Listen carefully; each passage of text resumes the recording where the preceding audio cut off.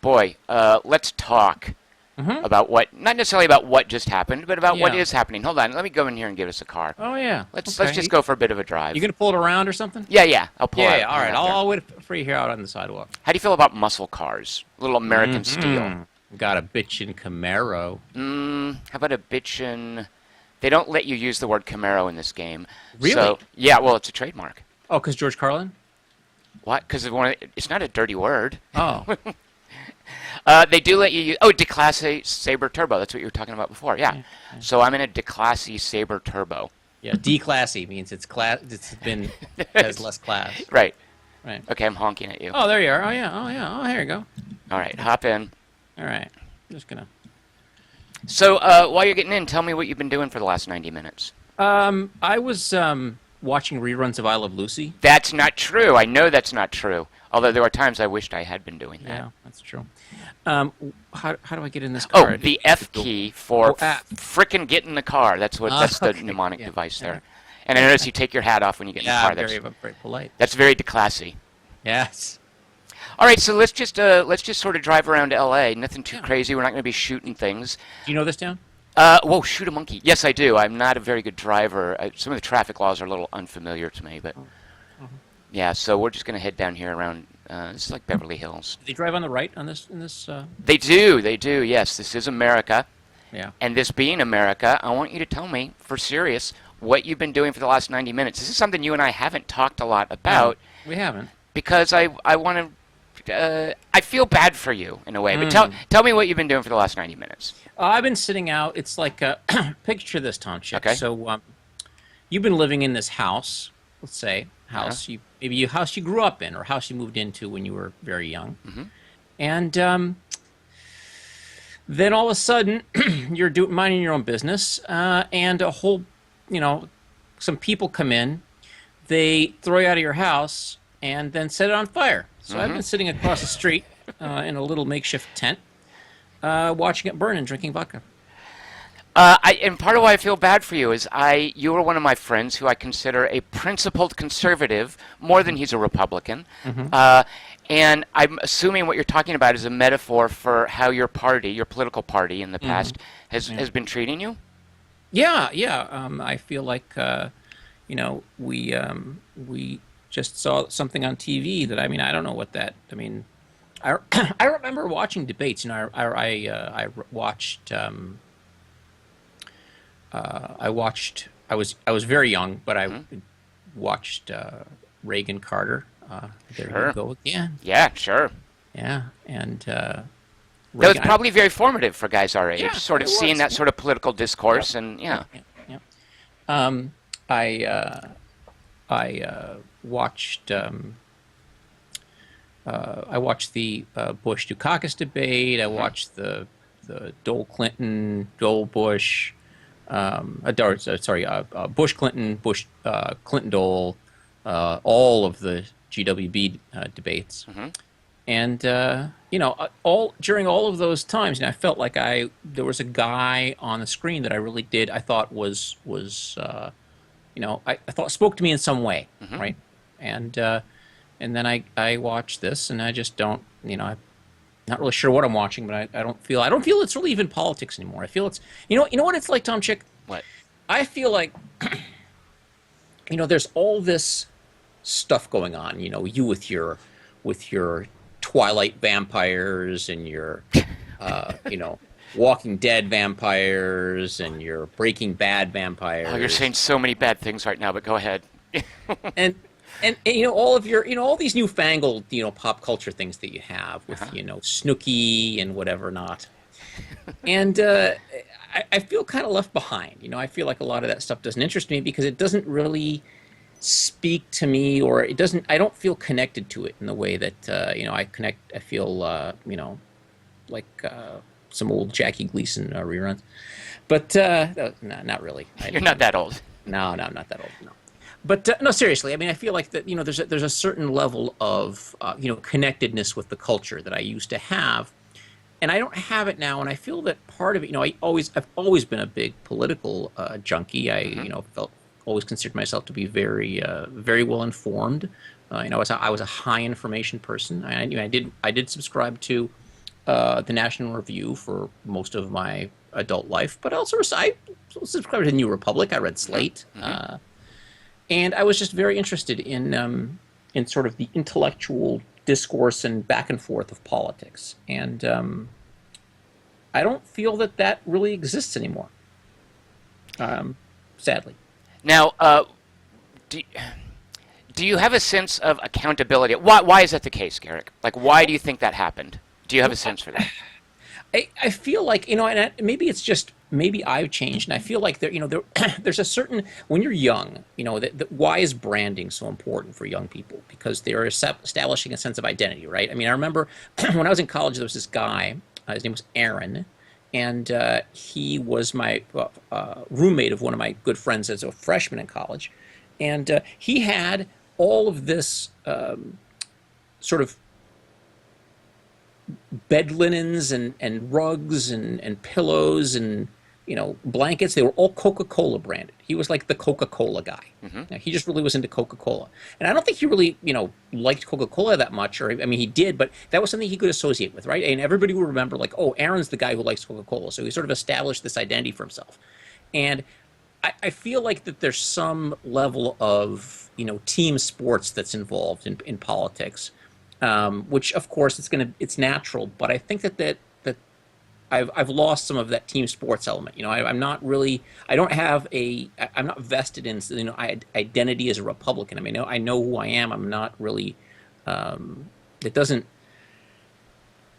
may not be as important to me to think or believe as it did when I was 23 or something like that.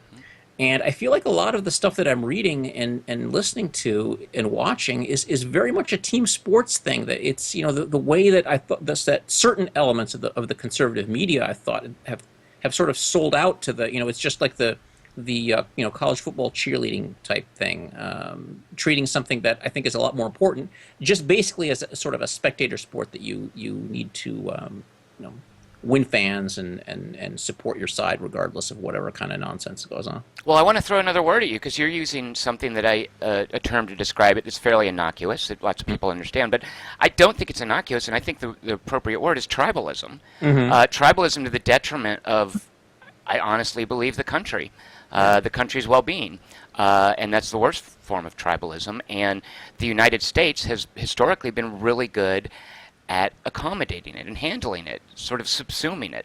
Our Constitution, our political system, I'm incredibly proud of for not being overridden by tribalism, not being torn apart. And unfortunately, I think what's happening is that the tribalism that I feel, and I don't want to like sit here and gloat or anything, but I really feel like the Republican Party has been cultivating that for a long time, and it's torn them up. It's excluded people like you who are there not for reasons of tribalism, but who have been there for policy reasons. And why I feel bad for you, Garrick, is I don't feel that. I feel that the Democratic Party represents me. Like, I have a place, and that's the way it should be. And even historically, where I've been more conservative than the Democratic candidates I voted for, I've still been very comfortable voting for them. What's more, I've been very comfortable to varying degrees, at both of the people that were elected. Like, I was dismayed when Bush won over Gore, and as much as I was dismissive of some of the things that Bush had to say and what he did, it's nothing like the way I feel about Donald Trump.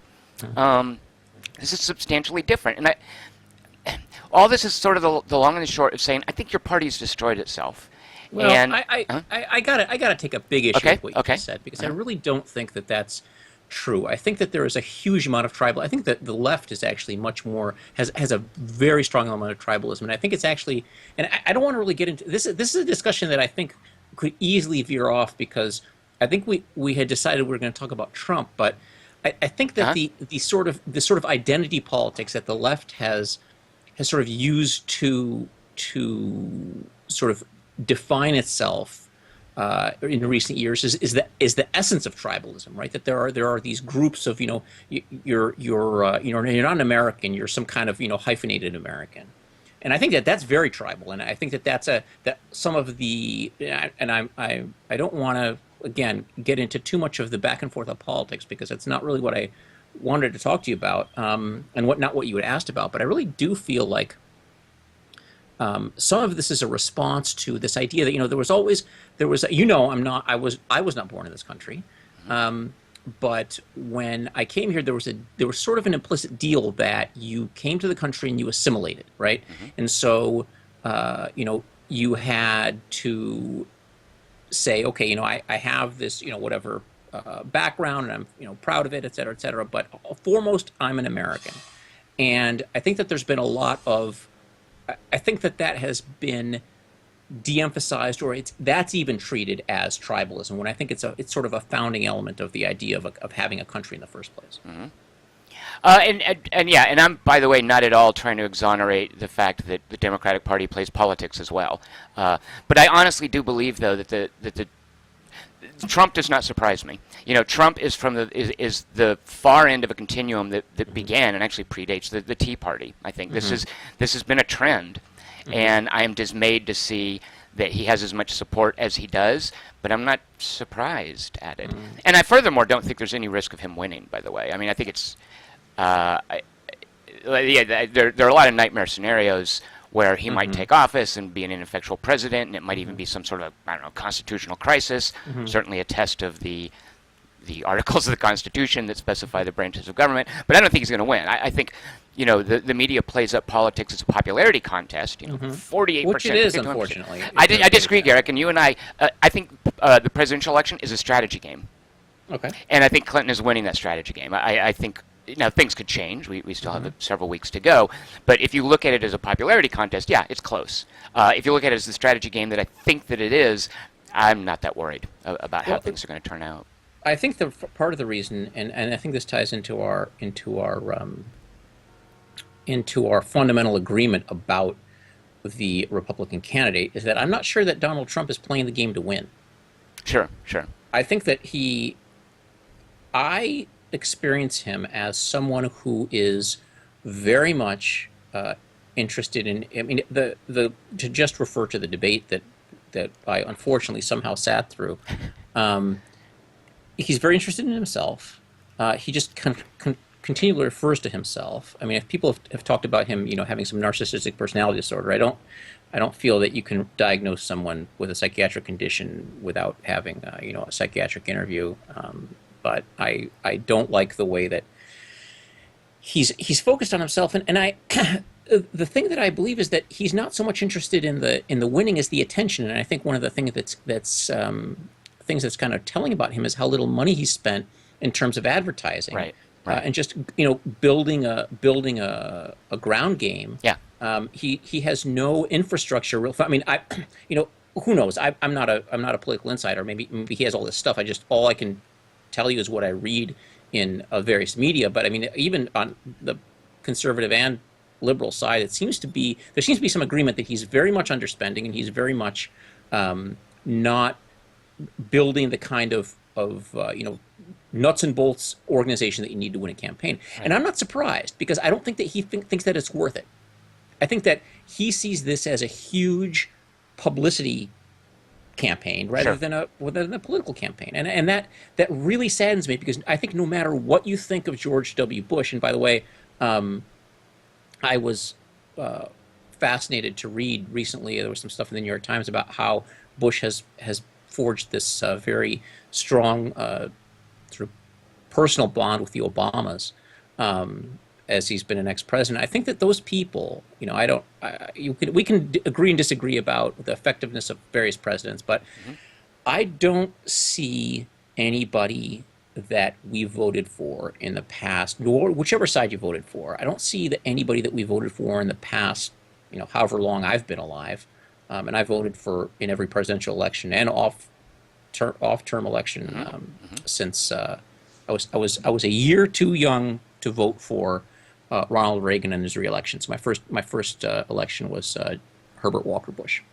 But I don't think that I've ever been presented with a choice where I didn't feel that the person who I could be voting for didn't have some civic awareness and didn't have some idea of the idea of politics as a service that you provided for the country because you had some kind of, you felt, specific abilities. Now, you may disagree with those abilities. People may feel that don't have those abilities, or their abilities aren't as good as they want, or they have different opinions about what the policy should be. But those people all understood public service as a real service, and not to various extents. I mean, I think that some people have used their post-political life to their financial enrichment more than others. But I've never felt, when I looked at a candidate, that person really didn't have any concern for the people that he was addressing, Right. To the extent that Donald Trump does. Now, what do you think this is going to do to your party? Like what? Oh, like I'm watching it burn. I mean, I'm literally sitting across the street. Can it be repaired? Like, because how do you feel about, guys like McCain and Paul Ryan and Reince Priebus folding like that? This was the infrastructure. These were the bulwarks of the Republican Party, and they've thrown their support. They're throwing gas on the fire. Well, I mean, I think that they. I don't know. I feel like, politics is a power game, and they decided that's where they were going to. It's telling to me that very few there. I feel that there are a lot more people on the Republican in the Republican intelligentsia than in the Republican political, actual political elected office, that are sort of refusing to back Trump. And I think that's because they have less at stake, right? I mean, if you're a journalist, you can be like Jonah Goldberg, somebody I really like, Ross Douthat at the New York Times. These are people who are going to have a job writing about politics. Right.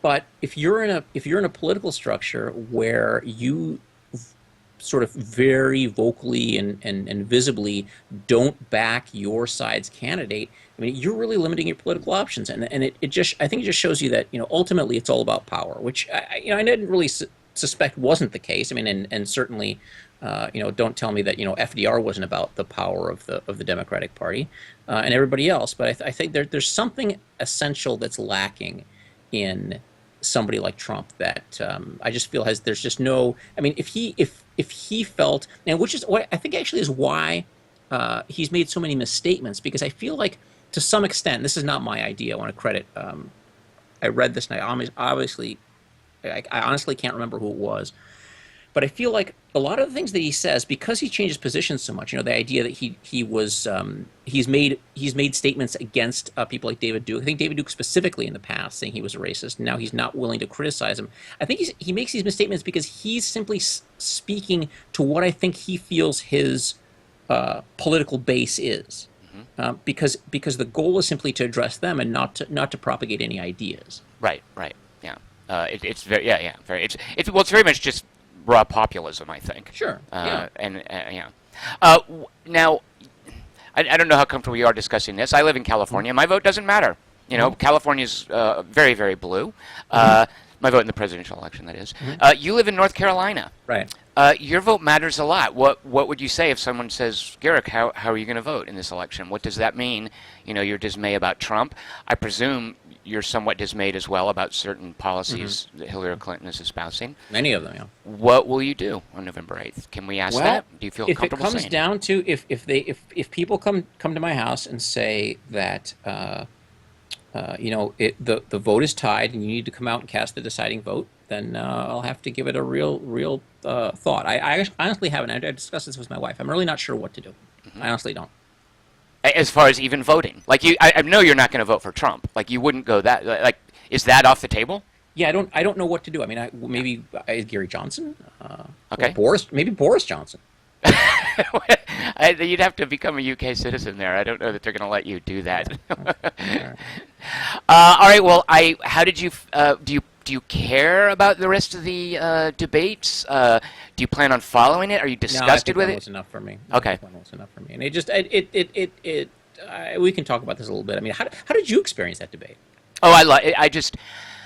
Not to the degree that I felt proud of Obama, but I was just so proud of my candidate. I thought she did fine. We talk about is it a popularity contest, is it a strategy game? She came to that debate as a strategy game, intentionally to keep him from, building up any support, like getting any momentum going. I thought she Well, he kept had him on plenty his of momentum toes. at the beginning of the debate. I thought he was winning it after the first 15, 20 minutes. And He was so right, strong on trade. I think that she knocked him off with a couple of things. The birther thing was so embarrassing, and just embarrassing. I don't care. I mean, he can make a fool of himself if he wants. well, But and I anyway. think that was her goal, is to unsettle him, Yeah, and he to unsettled keep. him. And she I was just so proud of how well she did it, how she did it without coming across.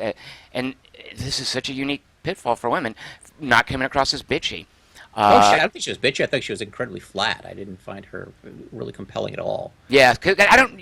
I have to say, I'm way on board with her anyway. She didn't have to win me over, Right. so I was going in super supportive of her, and I just thought she did a great job, and I was just that much happier, of course, to be supportive of her, because I'm worried too. Populism is effective. It sells, and Trump is a salesman. He Right, knows he how is to very sell. much. I, And she didn't let him make his pitch effectively. And that's what I wanted to see from the debate, and I feel that's what I got from the debate. And I look forward to seeing more of that. I don't think it's like you say, Garrick. He doesn't put in the work. He doesn't care. He doesn't pay the money. He doesn't build the infrastructure. Right. He obviously doesn't do the preparation for a debate that it takes.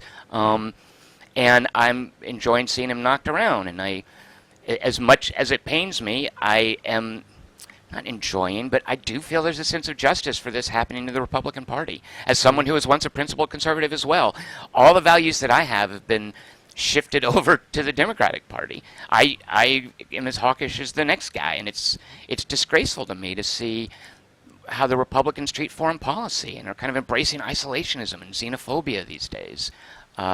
So I thought she did great. No, they're not going to let us in here. I Why? thought, Don't you have a pass? yeah, I don't. Are we on a watch list or something? Oh, they know you're. Yeah. But I find this fascinating. I find it morbidly fascinating. It's like a black comedy to me. It does make me feel awful for people like you and my friends. I don't need to name them, but if they're listening to this, they know who they are. I have some very close friends with whom I disagree very strongly about politics, and in the past, that disagreement has been something that I've relished for how we communicate with each other. And I feel awful for them. I feel awful for you. I mean, you guys, it is. You're sitting there watching your house burn down, and that's a sad thing. There needs to be a place for guys like you in the American political process. And right now, in the presidential election, there simply isn't. This Yahoo's excluding not just Muslims and minorities and immigrants. He's excluding the important people in his party, and that just is disgusting to me. Well, I think that there was some. I think there was some thought that there would be a huge that Trump would capture this sort of huge crossover vote from that had previously voted Democrat, or the sort of Reagan Democrats that they had lost in the past. And I think what they actually did was they managed to basically lose an entire wing of their party. Now, I've read stuff where the people that they've lost. They were talking about how the never Trumpers are Right. I don't really consider myself a never Trumper, because I hate associating myself with things like labels are just really annoying. I feel it's such a shorthand for everything. I hate shorthand in any case. But I read somewhere that the never Trumpers aren't a significant part of the Republican Party. I mean, if you lose, I mean, I think that reading something like Hillary had 90% of Democrats who intended to vote, and Trump only had 70. I mean, if you lose 20% of your party, I mean, I can't see how you're gonna win unless you can pull a significant part of the opposing party, and it doesn't sound like he's doing that. And who knows? Maybe this is giant one of these. You're familiar with the shy Tory phenomenon? No, what is that? Oh, there's this. I read about this in The Economist. The idea of the shy Tories, where people who in England, where they showed a demonstrable effect, where the Tories would consistently underpoll their results because people simply wouldn't admit that they were voting Tory. Right. And then that's where especially I think the 2015 election was, and then John Major's election was also a huge, very, very classic example of that. It was also the stereotypical example of the shy Tory, I believe. And maybe there's a shy Trumper effect where people just aren't, because in my I don't want to call it social circle. I wouldn't call it social circle because I have friends who are supporting Trump, but I have in my my coworkers are all obviously very educated because we're physicians, and it's very you don't really say that you're supporting Trump. But I Right. know that there are people who are. They just aren't saying anything about it. So Oh, just shoot. Oops. yeah, it's all Sorry about right. that, Garrick. Don't worry. There's law and order coming, so we'll fix all that. So, all right, now, when you say that, you're saying that, I presume, with a sense of dread. This Oh, idea that there might be a shy Trump contingency out I there. don't know. I Right. think that I don't know. I mean, is it dread? No, I'm dreading the whole thing. I mean, I'm not. I have no. I mean, I would say I agree with Trump on basically one issue, which is immigration. I agree with Hillary on basically one issue, which is NATO and foreign policy in general. Although I hate the Iran deal, I think that Libya was terribly mishandled. I don't. I mean, there's nobody running that When you has say that Libya, motive. by the way, do you mean Benghazi? Were you just too shy to use the word Benghazi, or do you just mean Libya in general? No, I think that the NATO intervention in Libya, where they just Okay. basically, Okay. did, destroyed the country with standoff weapons and then did nothing. Okay. Yeah, I didn't know if you were No, shorthand Benghazi. for the Benghazi, Right. Right. Right. Okay. Benghazi was a tragedy where a incredibly valuable. I mean, what sounds like a very talented man with a lot of knowledge of a country was killed a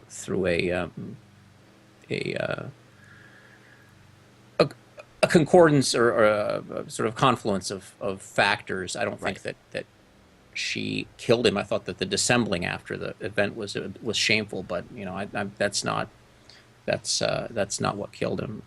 From what I can tell. Who knows? I mean, who knows what I know? I'm just a guy reading the news. I did, but you're talking about Libya in general, though. I Talking just about wanted to Libyan make sure. Libyan Right. Right. situation in general. Yeah. Right. Right. You really think that you only agree with Clinton and by extension the Democrats on that one issue?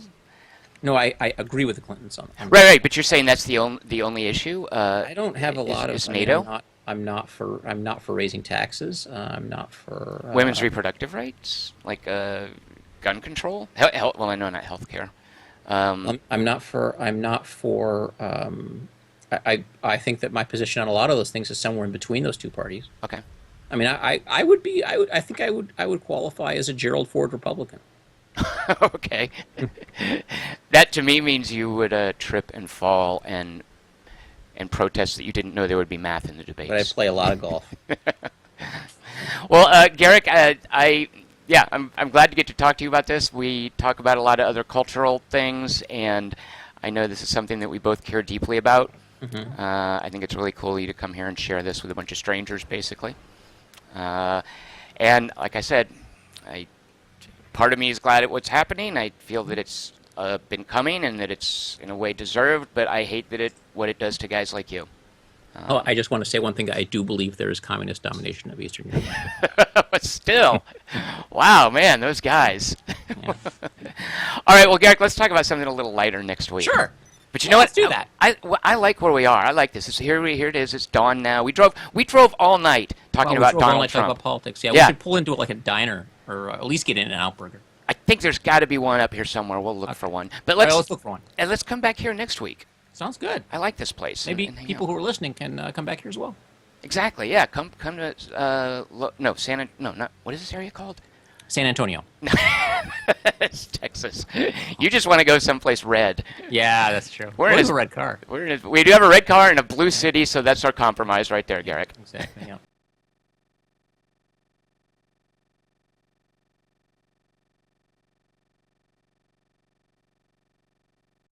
Get out of this shower here. Don't look. You people turn your eyes. Although I am wearing a bikini when I shower, of course.